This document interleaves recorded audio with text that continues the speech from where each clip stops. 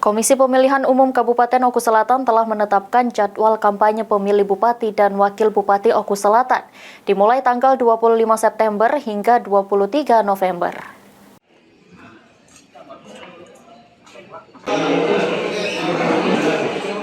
Komisi Pemilihan Umum Kabupaten Oku Selatan telah menetapkan jadwal kampanye pemilihan Bupati dan Wakil Bupati Oku Selatan pada Pilkada Serentak tahun 2024, dimulai dari tanggal 25 September hingga 23 November 2024 mendatang.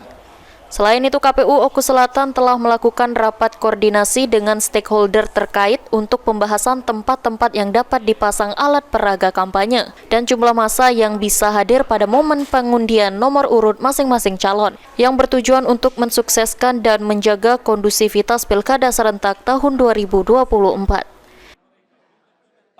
Hari ini kami rakor bersama unsur pemerintahan setempat ini dalam rangka membahas tempat titik lokasi pemasangan alat peraga kampanye yang akan dipasang. Kemudian kami tadi membahas juga tentang lokasi tempat untuk kampanye akbar di Kabupaten Oku Selatan.